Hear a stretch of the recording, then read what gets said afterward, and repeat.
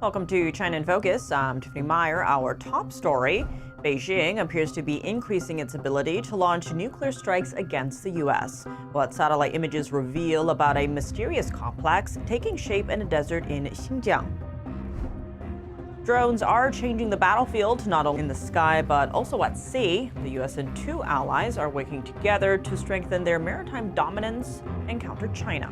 You build smaller but still very lethal weapon platforms in larger number. So the sooner that you can get those types of unmanned vessels to the Pacific Ocean with munitions on board, that's going to be the metric to decide success, and the success is deterring China from a fight in the near future.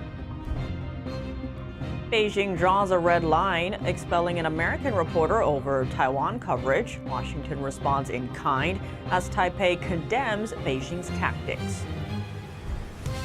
Want to take Chinese technology, talent, or data overseas? Under Beijing's new outbound investment rules, you'll need permission first. And military-linked universities in China are pursuing NVIDIA's top AI chips, raising questions about U.S. efforts to control cutting-edge technology exports.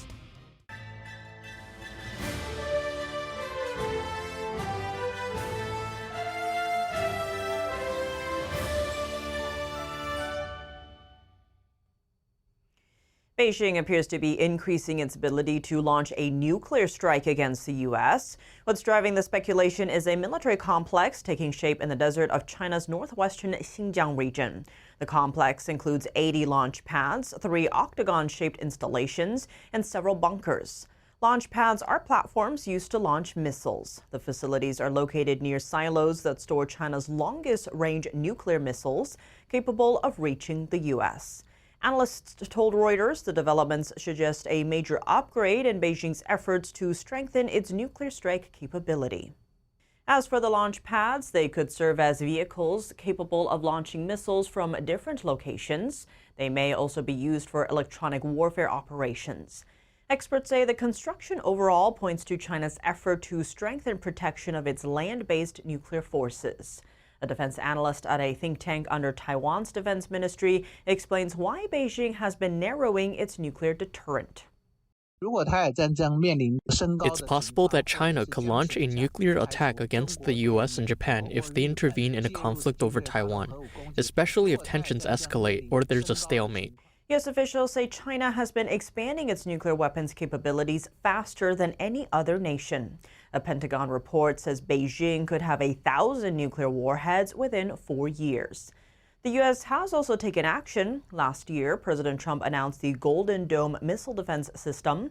It's designed to shield the continental U.S. from nuclear missile attacks from China and Russia. In contrast to the current limited defense system, consisting of a single layer of ground-based mid-course defense interceptors, multiple terrestrial and space-based defensive layers will complicate adversary attack planning and provide more engagement opportunities to destroy incoming threats. The Golden Dome could cost over $1 trillion over the next 2 decades, and partial funding for the missile defense system still requires approval from Congress. Increasingly, modern warfare is relying on drones more than ever. They can strike enemy military bases, fighter jets, and supply trucks without putting human lives at risk. And they're far cheaper than fighter jets carrying out the same missions. From the battlefields of Ukraine to conflicts in the Middle East, the way wars are fought is changing rapidly. And now drone use is expanding into the water. The U.S., UK, and Australia are accelerating cooperation on advanced undersea warfare systems. The 3 countries announced a project focused on undersea drones over the weekend, with deliveries expected to begin next year. The move aims to strengthen their combined maritime dominance and counter threats from China. And now the Trump administration, as it races to build out a massive fleet of the critical assets, looking beyond the major manufacturers, turning to startups and hobbyists. Why the shift? We spoke Monday with retired naval captain Brent Sadler. He's a senior research fellow at the Heritage Foundation, focusing on naval warfare and advanced technology. He's also a former Pentagon official. Take a look. Now, today, the Washington Post reported that the Pentagon is turning to smaller companies and even hobbyists as part of its drone dominance contest. That's to make more small, low-cost attack drones. What do you make of this approach? Well, I think it's inevitable for a couple things. One is the experience. I mean, if you go back to the Azerbaijan-Armenian War, this was preceded by about a year the war in Ukraine, which has made famous the use of drones, but also unmanned vehicles with increasing levels of autonomy. That has become a reality on the battlefield. But for the U.S. military, it's a different dynamic. It is, how do you deter or how do you pace a industrial Goliath that is the Chinese Communist Party, and how do you catch up with a deficit in industrial capacity? You build smaller but still very lethal weapon platforms in larger number. This includes, the biggest thing is with naval platforms, so unmanned surface vessels able to carry very advanced weapons. You're seeing that right now starting to mature with the delivery of some of these medium-sized unmanned vessels. And digging into that, the Pentagon hopes to buy up to 300,000 drones through this contest with a budget of $1.1 billion. Now that works out to less than $3,700 per drone. Does that price point sound realistic and doable? I think when you're talking about the smaller quadcopters, and if you start to produce at large scale, it's achievable. But that does not, I think, include the larger platforms you're going to need to be sustained for many months in a Pacific theater war, launching long-range strike weapons. Is quadcopters, the things you see in the battlefield in Ukraine, going after soldiers in trenches, just not going to cut it. But clearly, the other part of this is, even if you're going to build those, the electric motors are overwhelmingly sourced out of China, so we have a supply chain problem that we still have to deal with. I want to get to China, but very quickly to your earlier point, what specific capabilities or specs is the Pentagon looking for in these drones to consider them successful? Well, for deterring China in a fight over the future fate of Taiwan, it's the medium-sized and larger unmanned, or what they call optionally manned ships, because those are the only ones that have the ability to stay at sea for 30 days to 90 days in the open ocean of the Pacific, and to be able to carry the types of munitions like Tomahawk, cruise missiles, or SM-6s, which have a range of missions they can cover to take out aircraft and also missiles, but also ships at great range. You need a large platform. So the sooner that you can get those types of unmanned vessels to the Pacific Ocean with munitions on board, that's going to be the metric to decide success, and the success is deterring China from a fight in the near future. And to your earlier points, there are growing concerns about drone parts coming from China. Now, China, of course, dominates the global drone industry, and even some of our law enforcement agencies rely heavily on Chinese components. Now, there are reports of trying to phase them out, but practically speaking, how easy is it to build out drones with a domestic supply chain? Well, the business model as it exists right now, because you have highly subsidized, it's not an open market in China, you're going to have some intervention, unfortunately, to get there. The good thing is you've got a monster in this sector that is developing in Ukraine because of necessity. So with Ukraine's capacity, hopefully the war ends in the very near future. That capacity's got to go somewhere. So you're going to have a supply that's going to drive down the price of many of these drones if Ukraine continues to produce them. But that's not sustainable. That's not the right type of drone for the U.S. military. But again, we have to take a very serious and close look at our supply chain. The electric motors are the most obvious, but it's not the only one.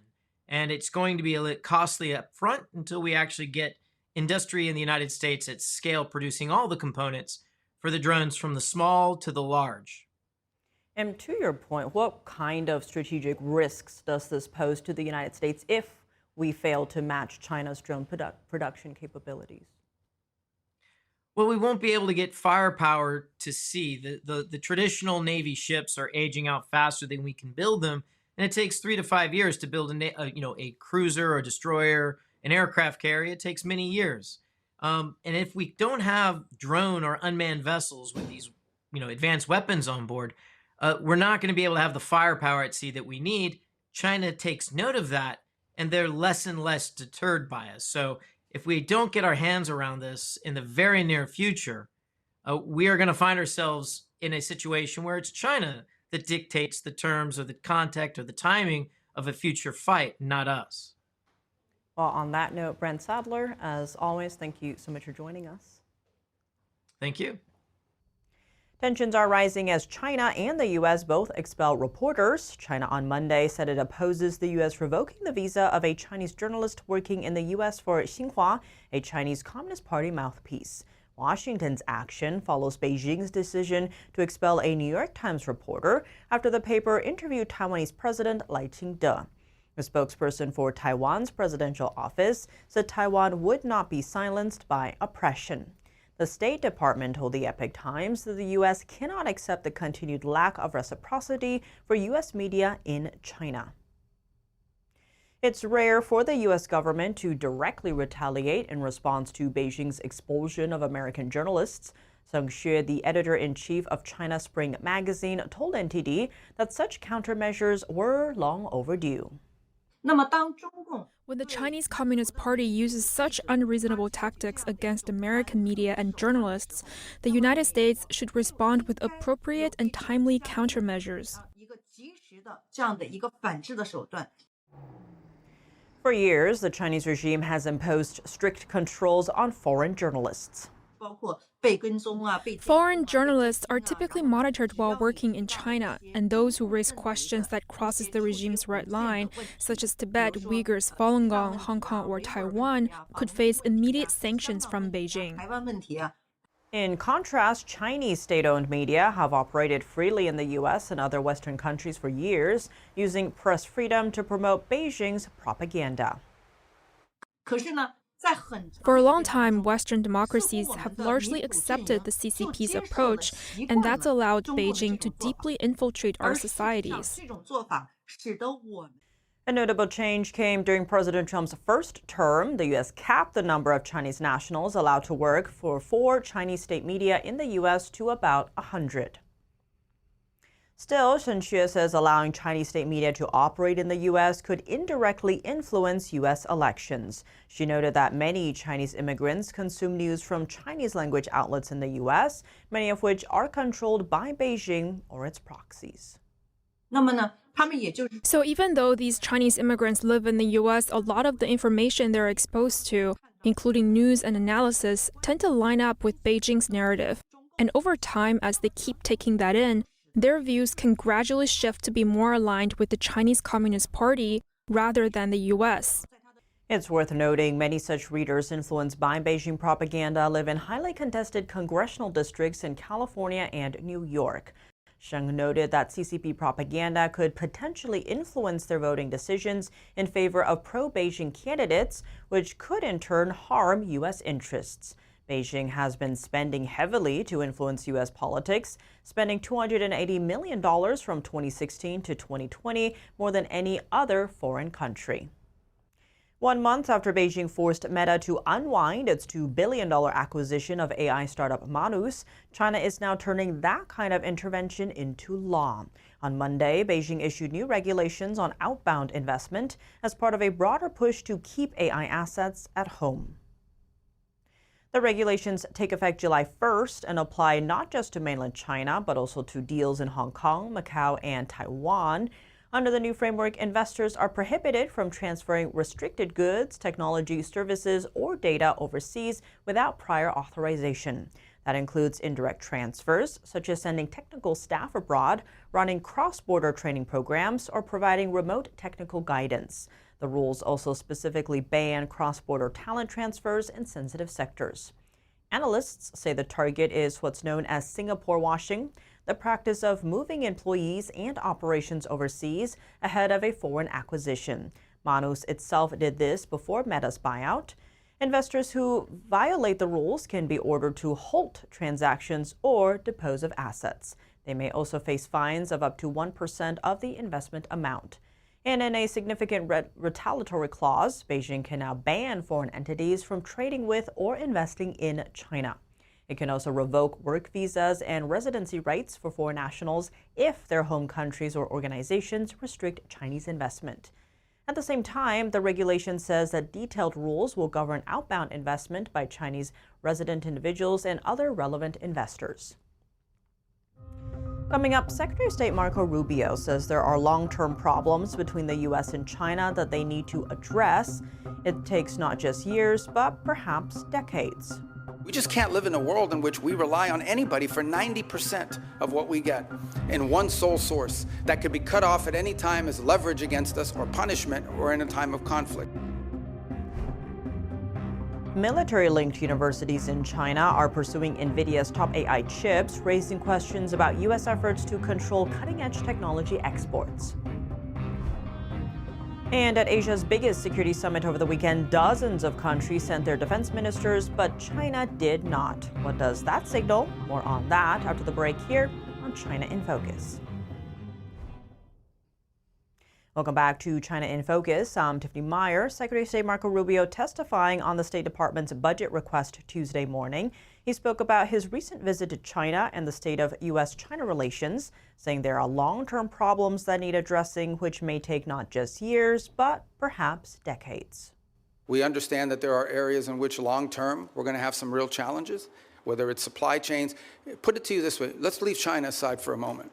The United States, and I would argue the world, cannot depend on one country for 90% of anything, especially 90% of things that are critical to our economies, not from our weapon systems to our pharmaceuticals. We just can't live in a world in which we rely on anybody for 90% of what we get in one sole source that could be cut off at any time as leverage against us or punishment or in a time of conflict. And so we are actively searching and have plans in place, and we're implementing these to diversify where we get critical minerals, where we get our supply chain, secure that supply chain. And obviously the Chinese would like to retain their monopoly position in some of these. Chinese universities with ties to Beijing's military are pursuing advanced NVIDIA AI chips. A Bloomberg report out Monday is raising questions about where some of America's most powerful AI technology could ultimately end up. The report found several Chinese universities connected to military and defense programs are seeking NVIDIA's H200 chips. That's despite U.S. efforts to keep cutting-edge processors out of military hands. Records reviewed by Bloomberg show at least 7 Chinese universities linked to defense and military programs have sought access to NVIDIA's H200 chips. 2 of those schools are part of China's 7 Sons of National Defense, a group known for supporting military research and development. Both schools have already been placed on a U.S. blacklist for supporting China's military programs. Bloomberg's report found more than 25 military-linked universities and research labs are already using or seeking access to older NVIDIA AI chips. Some institutions reportedly attempted to acquire the technology through third-party brokers. The findings underscore the strong demand for NVIDIA's chips, even as China pushes to develop homegrown semiconductors. They also highlight the challenge facing U.S. policymakers trying to prevent cutting-edge AI technology from aiding Beijing's military. The findings raise new questions about whether current U.S. restrictions go far enough. The European Union is set to join Pax Silica, a U.S.-led coalition focused on AI chip supply chain and export controls. The initiative was launched by the Trump administration last December. It's designed to secure global supply chains for AI chips, critical minerals, and other advanced technologies. The goal is to reduce reliance on China. At Asia's premier defense summit over the weekend, dozens of nations sent their top defense ministers, except China. Beijing opting instead for a low-level delegation. Secretary of War Pete Hegseth warned of China's growing military ambitions in the Indo-Pacific. And Japan's foreign minister fired back at the Chinese Communist Party for labeling Japan as embracing new militarism. From the Chinese side, a major general trying to hold his ground. NTD's Washington correspondent Jack Bradley has more on what the lowering of the level of Chinese representation may mean. The Chinese delegation was led by a lower-level official, Major General Meng Xiangqing, an academic from the National Defense University. Defense Minister Dong Jun did not go. Dong Jun succeeded former Defense Minister Li Shangfu, who was stripped of his rank, disappeared, and sentenced to death for bribery. Over 36 senior commanders and generals have been purged over the past few years. This includes the top former general and former vice chairman Zhang Youxia, who was Xi Jinping's second in command. All of this has been raising some serious questions about the stability of China's military currently. Reporting by Jack Bradley, NTD News. South Korea and Japan are considering a deal to share military supplies and work more closely on defense. South Korea's defense secretary says the idea was raised during talks with Japan at a major Asian defense summit in Singapore over the weekend. The proposed deal would allow the two U.S. allies to share supplies like fuel, food, and ammunition during emergencies or joint operations. Officials say it could deepen trilateral security cooperation with the U.S. as tensions with China remain high in the region. But Seoul is urging caution, citing political sensitivities and the need for public support in both countries. South Korea's defense minister says any agreement would require careful discussion before moving forward. Meanwhile, the two countries also discussed holding a joint search and rescue exercise later this month for the first time in about 9 years. That's all for today's China in Focus. I'm Tiffany Meyer. If you have any feedback on the show or have something you'd like to see us cover, send us an email at chinainfocus@ntd.com. We'd love to hear from you. Round-the-clock original news coverage, visit us at ntd.com or download our NTD app. Thanks for watching. See you tomorrow.